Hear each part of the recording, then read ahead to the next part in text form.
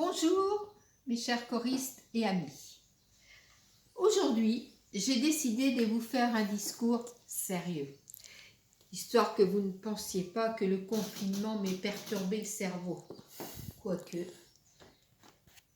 Alors il paraît que c'est la dernière allocution avant le déconfinement. Chouette! Soyons optimistes! Le monde va se remettre en route petit à petit. Espérons que les mesures prises par notre gouvernement soient les bonnes et que nous puissions le plus vite possible retrouver notre liberté de bouger, de voir notre famille et nos amis, enfin notre joie de vivre. Mais cela ne se fera pas en 8 jours. Il faut en être conscient et rester malgré tout prudent si l'on veut que ça marche.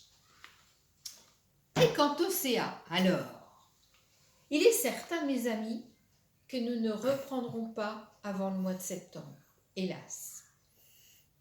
Mais, à ce moment-là, si les conditions sont optimum, on fonce. Et si tout le monde est OK, personne ne nous empêche de fêter ça et de prévoir une petite fête de reprise. Les projets prévus sont toujours à l'ordre du jour, bien évidemment. Il restera simplement à reprogrammer les dates avec les Bretons, avec les Cosaques, avec le cinéma Le Lido, et j'en passe. Assiduité, discipline, travail et attention seront plus que jamais de mise. Je n'ai eu des nouvelles que d'une vingtaine de personnes. J'espère que les 80 autres sont en pleine forme et que nous nous retrouverons tous à la rentrée.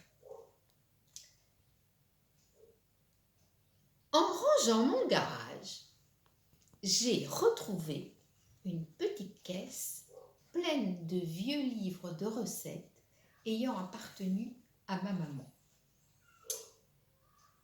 Je me suis replongée dedans. Très drôle. Là encore, on se rend compte à quel point notre monde a changé. Déjà, le livre n'est pas très attractif. Pas beaucoup de couleurs, quelques dessins représentant une cuisinière affairée, petit bandeau dans les cheveux, petite coiffe, beau tablier blanc à dentelle empesée sur une robe froufroutante et chaussée d'escarpins à talons. Changer aussi la manière d'écrire, la présentation des photos, ou plutôt des dessins, des recettes, la composition même des recettes.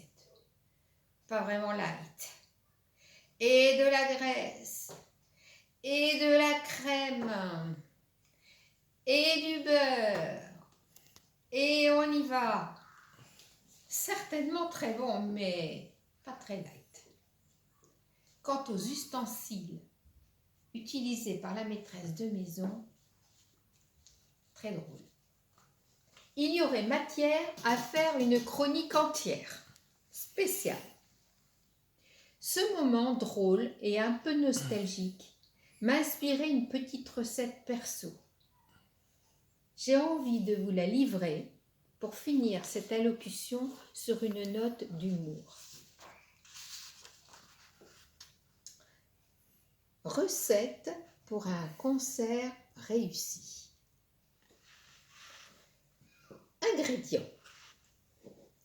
Une centaine de choristes bien mûrs, un pianiste jazzy et charnu à point, un soupçon d'accordéoniste, une soliste bien fraîche, une vingtaine de partitions parfaitement décortiquées, une chef de chœur bien tendre, une pincée de bleu, de blanc et de noir, un public fourni et chaleureux.